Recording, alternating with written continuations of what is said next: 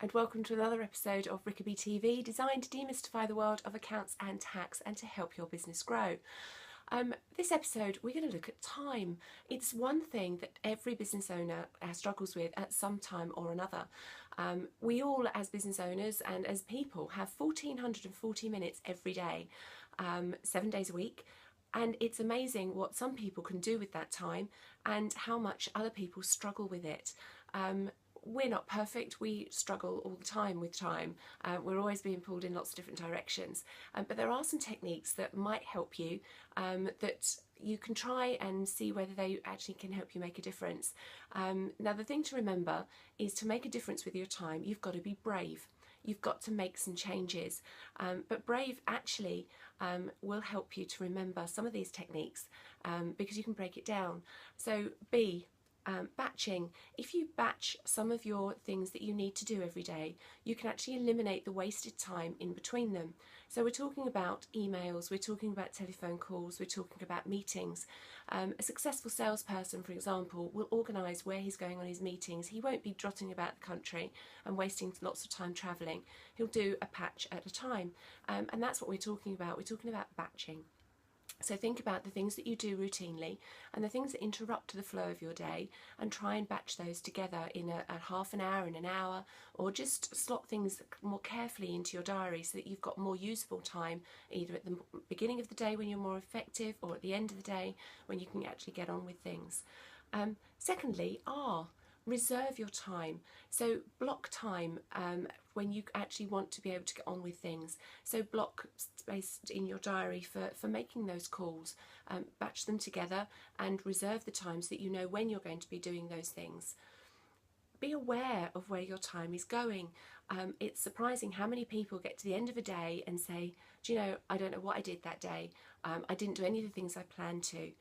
Be very aware of where your time is going. And if it means that you need to actually have a notepad for a couple of days and say, well, actually, that was 10 minutes here, it was 10 minutes there, it was half an hour there.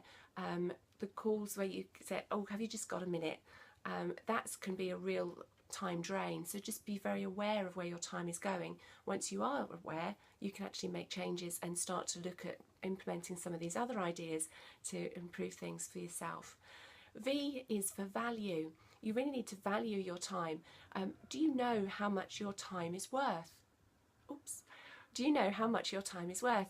Do you know how much you need to put on a monetary value on each hour of your time to get out of your business what you want to each year?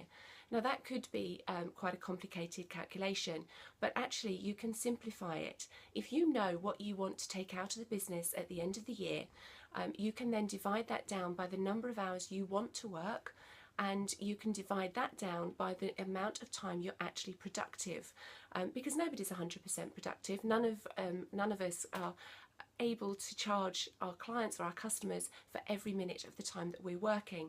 So if you actually work out what percentage of your time you're productive and chargeable, then you actually can work out your hourly rate.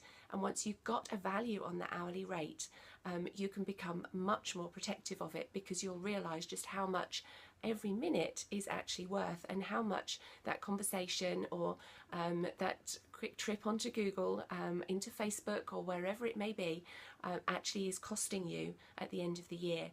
So do work out what your value is worth for your time. And finally, E is for encourage. Encourage those around you to be aware of where your time is going, help you if needs be, or just to encourage you and for you to encourage them to be more aware of their time. If you have people working for you, or even friends and family, encourage them to be aware that actually when you're working, if you're working at home at any point, or if you're out working and they're phoning you for things that actually could probably wait, they are draining your time. You need their support, so encourage them to give you that support in other ways than just sort of moral support, and actually leaving you alone to get on with things, and to be more time efficient. That's just a whistle-stop tour of some things that might help. Sean actually bought me for Secret Santa one year one of these, which is a clock that goes backwards. It's not actually that helpful in finding me more time in the day, but it is a conversation starter. So unless you've got one of these and can actually turn back time, try some of these tips, be brave and see how you get on. We'd love to know. Anyway, I'll leave you with those thoughts and I'll see you very soon.